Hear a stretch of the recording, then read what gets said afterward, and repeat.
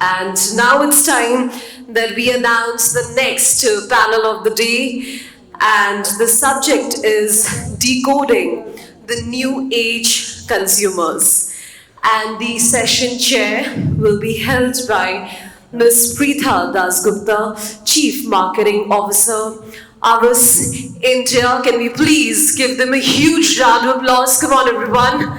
And along with her, may I please invite the rest of the panel on stage, Mr. Anirban Banerjee, Senior Vice President and Business Unit Head, Battery and Fashion Light, Eveready Industries India. Along with him, we also have Mr. Samrat Sengupta, Senior General Manager, Brand Building Marketing, UltraTech Cement, and Mr. Tarun Jha, Chief Executive Officer, Havas Creative India. Can we please give all of them a huge round of applause? Come on, everyone. Good afternoon to you and a very warm welcome. So good afternoon, everyone. We have two tasks, challenging tasks ahead of us. One, to have the audacity to come up on stage right after legendary Mr. Samrat Sara. Not a very easy task. And secondly, to decode the new age consumers, which is what we will try to do in the next 30-40 minutes. I promise you, I just have 2 slides. I'll not bore you with slides. We have a very powerful panel here. Okay, I'll start with this. Just a show of hands, how many of you have seen this tweet or heard about it or read anything about it? Okay, 1, 2, 3, 4. 5. Okay, I'll just quickly tell you the story. So this was on June. In June, this man walks into Starbucks and he checks coffee, which is costing him $400 at Starbucks. So he checks it on Zomato, and it was 190 rupees. So while sitting at Starbucks, he orders coffee on Zomato, which gets delivered to him at Starbucks for $190. So this is the new age consumer you're talking about. And this is not a plug. This is actually a very baffling stat. So since 2009, Havas has been releasing a report called Meaningful Brands. And the latest one, the 2023 edition, says that people or consumers wouldn't care if 73% brands disappear today. So that's a baffling statement. You can remove it. Just a little plug, if you want this report, you can catch me offline and take it from me, it's free of cost. Okay, moving on. So we're talking about age of consumers who are who doesn't like sermons, who loves content, and extremely aware and prudent. I'll start with you, Anirban. We have all grown up with Give Me Red. It's iconic. But the age of classical brand building is gone. So so tell us, what are the big changes you've made in the way you engage with consumers now, and why? Thanks, Pritha. So as all of you would know, we are headquartered out of Calcutta. So Eveready is a brand very synonymous with batteries. And Give Me Red is something that I've been born and brought up with. Whereas I didn't spend too much time in Calcutta other than the past 6 months. But from wherever I was, it has been iconic, as you rightly said. It has been a cult. It's almost a call for an attitude. Other than the fact that it also sold batteries. For us, for the past couple of years, there didn't possibly media talk. No harm in it, given that almost about 3 decades of Give Me Red kind of brought the top of mind as far as battery buying is concerned completely to every day, in spite of the fact that we were media dark for almost about 5 to 6 years. That being said, generations have moved. We saw COVID, push bars on technologies, bring people closer, etc., etc. And as we venture this year into a much more stronger transformation from a point of view of Eveready, right? One of the mainstream checks that we are doing is to get very, very, very close to the consumer. And what does that mean? So 3 decades have been iconic. Are we relevant to any younger India, given that half of India is less than 30 years of age? And that's the first check. Does Give Me Red resonate with an younger India? What does it mean? Right? And lots of consumer researchers over the last 6 months, there is obviously a gap, but the older India strongly resonates, continues to resonate, feels it is fabulous. The younger India believes that it is a call for power, right? And thus, going ahead, we'll probably see a bit of our campaigns coming out, right? Which will have more to do with the connection of Give Me Red and power. Segmentation, a battery is a battery is a battery, right? How much more can you talk about a battery? All of us go buy a battery. But the interesting part is that the new age consumer is going to be able to decode the differences in batteries, especially when you have devices which are higher grade. So you have devices like toys, you have devices like trimmers, you have devices like wireless mouse, which are very different in their battery consumption needs compared to a remote, which is a remote, right? And thus segmentation in this category is something that you would see emerging, not only with us, but with a lot of other manufacturers. As Sam rightly pointed out, there are many Indias. So we're going to be doing micro battles, and there are going to be varying consumer product options and pricing inputs, which are going to be different. And finally, having done all of this, clutter making advertising is very cliche, core, yes, but it's important, must to kind of connect to this very customized audience. But the choice of medias are going to be very, very important. And I mean, what you would see that most of our media plans, while it kind of coming back from the past, takes on a jump with print, but television connected to a very strong digital platform, right? And various forms of digital, not simply the YouTubing sector, is something that's going to be used very, very interchangeably to be appealing to some of these younger audiences. That's where we stand. Thank you so much. Samrat, coming to you, you represent a rather challenging category. Tell us, what are your new rules of engagement considering the brand is so heavily invested in television? Okay, I think first of all, I don't think the categories are challenging. Consumers are challenging, right? So if you see, actually, the most of the consumers are cognitive misers. They hardly think about brands when they take purchase decision. And if you have to look at, there are categories wherein consumers spend a lot of time thinking about their buying decision, whereas there are again categories which are not very relevant to us, or rather relevant to us rather. So they take a lot of, they do not spend more time in taking the decision. For a category where we operate in, which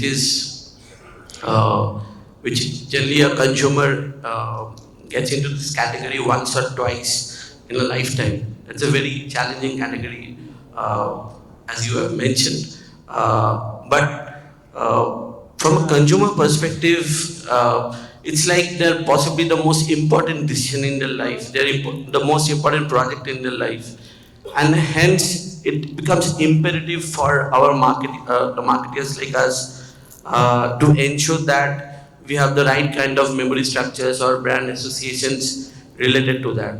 And for us, TV has been delivering that momentum, and hence we are definitely heavily invested in television for a long time. But at the same time, we are maintaining the right balance across other mediums. And as Sam also mentioned that we do a lot of have a regional focus. we tend to focus a lot on the influencer category as a whole, and hence we have been maintaining like a right balance and spending also or investing optimally across outdoor, digital, print, and we are across all medium, because I'm not going to get this consumer once again in lifetime, right? And hence for us, it's very important that we are there consistently throughout in whatever touch points a consumer would actually come across. And so that's it. And I think it's very important that we maintain the consistency and distinctiveness in our, and that's how we have been building the brand assets around that. That's it. Thanks. Thank you so much. Coming to Tarun, TJ, who we lovingly call. So Tarun was a marketer till until recently. He was with Skoda for 15 years. He has recently decided to come to the other side, to the darker side, if I may call that. And he's joined Havas Creative as its CEO. So Tarun, tell me, what are the changes that an advertising agency should make to address this new age of consumers and to address this new wave of consumers? Thank you, Pritha. See, it's been happening for years, and Sam has been witness to decades of evolution of the agency business itself. Has Sam left the room? Okay. So, what we as agencies have to do is work on three main pillars of evolution, so to say. And the purpose is obviously to serve the brands that we work with, serve our clients. Because we've been discussing it since morning that the world is changing very rapidly. Consumers are changing, habits are changing and all of that. What we need to do is, one, to start with, understand the consumers as much as we can. And that is precisely the reason why most of the agency networks have their own studies, and you mentioned the Meaningful Brand Study. At Havas, we have two others, which is one is the Consumer Index, which is about customer journey, the X Index, and we also have the Prosumer Study, which is basically to study trends of where the consumers are moving.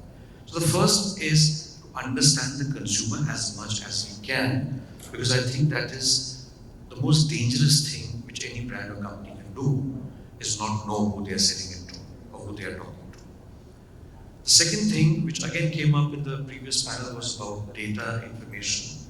Again, using it wisely is important.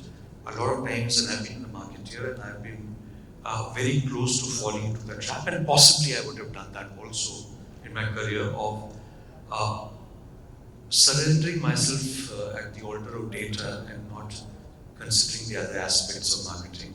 So sometimes you get obsessed with data, because, and I was in the automotive world where we had a lot of primary data, first party data. We get obsessed with it because we think we know everything. Using that data is very important. Data by itself is nothing but a whole lot of information. Second is that. Third important thing is respect for the consumer. And I have seen brands slip on that front of talking down to consumers because they believe they are God's gift to mankind. A lot of brands do. And a lot of marketers do that even more. And we lose that, that little aspect of being respectful towards the consumers, and that also comes from understanding them. So I think these are the three pillars which are most important, and this is what we from the agency side keep working to be very cognizant of, as well as be very up to date on.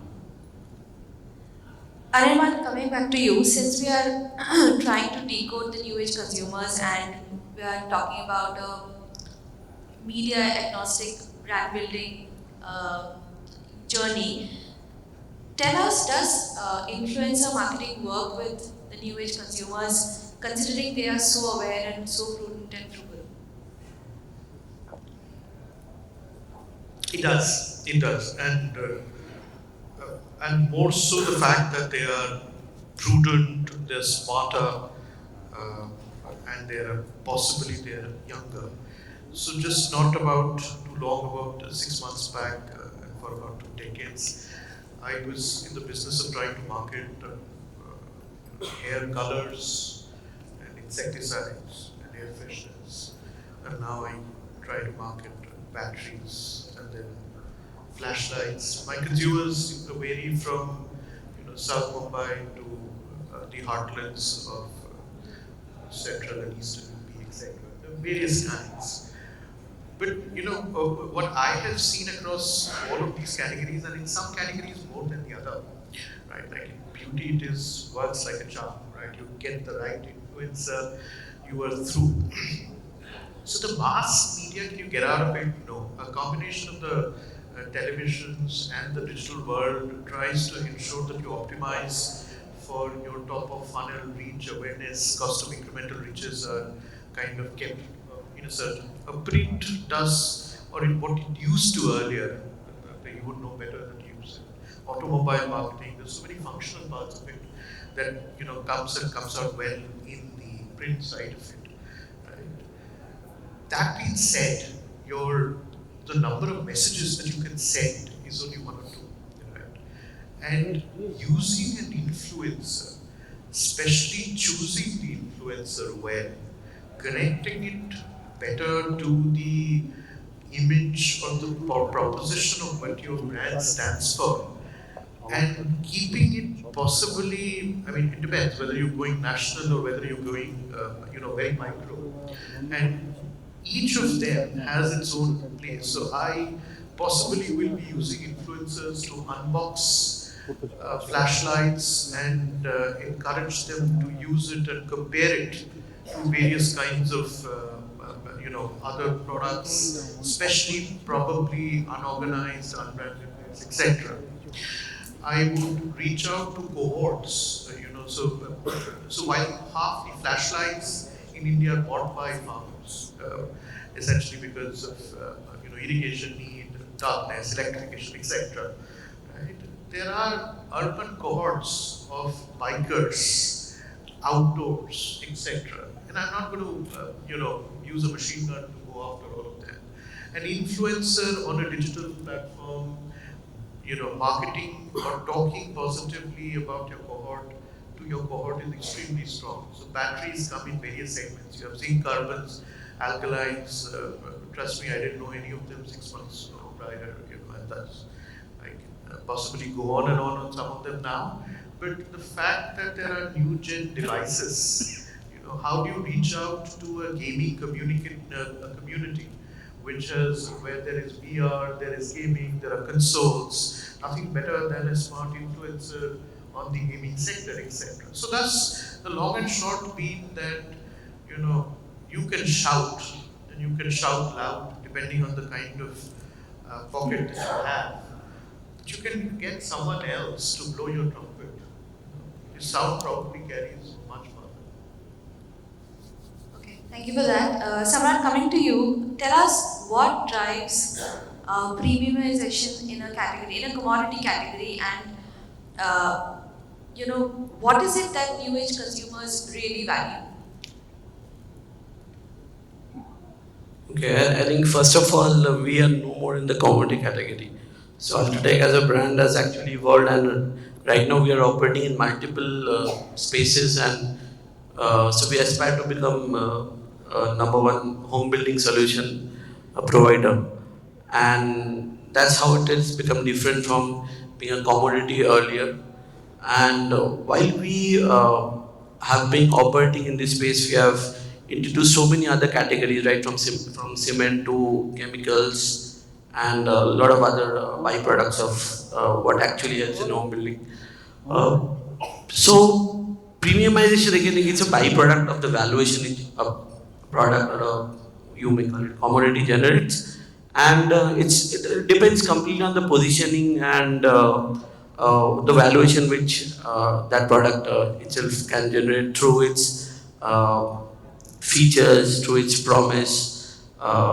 And so if you look at the new generation consumers, they're actually getting far more better informed these days. And before any buying decision, there are a lot of research. They're doing a lot of researching. They're resorting to experts to take their opinion, especially for a home building journey. It's very important that they will possibly embark once in a lifetime, and hence it becomes important for them to know the right aspects. They're not. It's not like consuming a toothpaste or a coffee, right? They're not doing it day in and day out. So it's something which many of them are not even aware of, that how to get into this journey and what kind of product I need to resort to for ensuring that I have a good house, and that's their possibly the most important project in their lifetime. So I think from a premiumization aspect, if you have to sell a product to such category of consumers, obviously it's very important that I focus on the core brand, right? So the more the brand is been able to penetrate, the chances that I would be able to deliver premium and premiumization would always come with features or the services it can provide, right? Solution it can provide, and that's what the new generation of consumers are looking up to. Coming to you, TJ. During the last IPL, one of the ads that particularly stayed with me was this liquor brand, without naming names, where, of course, like we are all aware of surrogate advertising. So, where they showed a bunch of people cleaning the ocean. So I felt that if I, as a consumer, am used to consuming a certain liquor brand, I wouldn't really care if that brand is cleaning the ocean or saving wildlife. So do you think that consumers really care about sustainability and they can easily sniff out purpose washing? What's your take on that? That's a very interesting question. I've been on both sides, so I'll try to be as objective as possible on this one. So virtue signaling, greenwashing, all this has become very, very common. We see that, especially for categories where there's nothing interesting to talk about, or you're not allowed to talk about yourself. So you have to use surrogates. Now, how does cleaning the ocean help selling a whiskey is something which I can't understand with all my years of advertising and marketing. But of course, it does happen. Does it make me buy more of that whiskey? Possibly not. But why does it happen is something we need to examine. One is, you mentioned the word surrogacy. Yes, for certain categories, you always look for opportunities where you can plug in your brand or push your brand and try to get away with it and try to look good. Another reason why it happens is that, I'm seeing that in a room full of marketeers here and some advertising folk also, that we are obsessed with winning awards. And we also understand that the trend in the last 10 years is that instead of mainstream work which sells your product or your service, if you have some kind of a purpose built into your entry, the chances of you winning that award are greater. And that is also the reason why a lot of marketers are pushing their agencies and partners and creators to come up with ideas. Any random idea which looks good and appeals to the heart and possibly saves the ocean or the soil or the water or the air, I would plug in my category and say, brought to you by, or supported by, or sponsored by. It wins me some awards, also wins me my next promotion, possibly, because, it helps. Let's be honest about it. That's how it is. Also, another thing that happens is now that most of the organizations need to have a CSR budget, and it's mandated. You have some money available to you and you have no ideas what to do, and that is also when you go out and clean the ocean, when you might be not connected with the ocean, you might be like 1,600 kilometers away from the nearest beach. So you tend to do that because you have the money but you're bereft of ideas, and that's when you do that. Does it help sell the product? I don't think so. There are very, very few products I've seen in categories where if you bring in a message of being environmentally, aware, or you make certain fundamental changes to your product itself. Like there was a very brilliant case study that won some awards also about refilling your cosmetics and your toiletries. So you carry your own jars and refill it till the time it becomes absolutely common everywhere. Like Mother Dairy used to be in Delhi, where you had to carry your own bottles. You haven't done much as a brand. You've done it for an award, you won numerous awards for that. It's a brilliant initiative if you actually sustain it and keep working on it so that I carry my empty shampoo bottle as refill shampoo at the nearest banya, then it is good. But it'll continue. So I asked that question. That was, one of the insights that came up through meaningful brands as well, where consumers can actually, they're tired of this purpose washing. Okay, so moving on and to our last round of discussion. This question is for both Anirban and Samrat.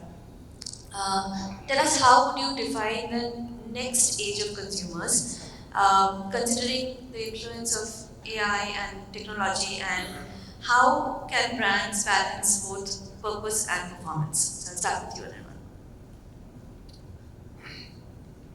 So I'll take off from where Tarun left it at once. Very interesting. Saying, purpose is going to govern. Why? Essentially, you have plethora of brands, you have AIs, friends of mine who pushed AIs to do comparative pictures, etc. Advertising agencies, folks who take care that I can sit in my office and get AI operators to work and do designs, etc., etc. So on and so forth. Then all of that, Salesforce, automation, supply chain, and AI is getting. But what's going to be impacting the consumer is the fact that he's going to have sharper data at hand. He's going to be much more prudent. Right? The upside that I see is that, as again referring to what Tarun said earlier, there's too much data. Right? You probably have AI, sharper cleansing, etc. But there will be a challenge when it comes to the real versus the unreal. And that is somewhere where I feel that us brands which have strong sense of purpose, which work with authenticity, right, are the ones that are going to stand out in this journey. Because to me, a strong purpose, being authentic, not a fly-by-night, connects to the younger, smarter consumer who takes you then seriously. And it's your purpose eventually, and especially for a company like us, which probably will straddle multiple categories in consumer goods, is where it will define for us what kind of performance that we deliver or under deliver. Right? So I would say that it's a good thing that there is a lot of proliferation of the digital media and AI coming into the picture. Also, you've got great reach, etc. Awareness ratios are increasing, but strongly for me, a resonating, authentic purpose, straddling all our categories, will be inherent to connecting with all of the younger audiences. Samrat? I'll kind of echo his thoughts as well. So I'm reminded of, I think, the last 2 decades, so many technologies have come. So like from voice assistant to Web 3.0 to IoT to metaverse and now AI, right? And there are also plethora of other technologies.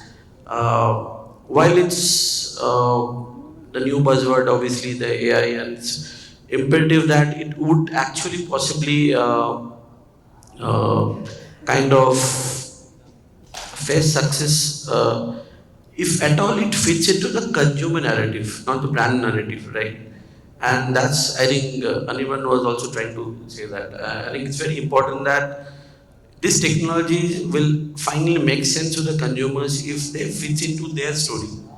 And I think somewhere I've been seeing that many brands have been missing that narrative. So I'll just give you one example of Apple Watch. So when Apple Watch was launched, it didn't do well. So right, uh, and they were not able to realize why it didn't do well. And by the time the second generation came, they obviously managed to speak to consumers who and find out that what kind of utility they have found within that. And what they could find out is that the consumers were actually using, or use case of that Apple Watch was more to do with the something to do with fitness, staying healthy. Those features were being used, right? And by the time they launched the next generation, Apple was able to crack that narrative, and they came up with that The position was done in such a manner, it was established as a kind of the fitness tool, and that's how it actually became successful. And it's very important that whatever technology could be adopted and all, right? So new age consumer is not going to buy any and every technology is going to come in. It's only they are only going to adapt to the things which are going to help them.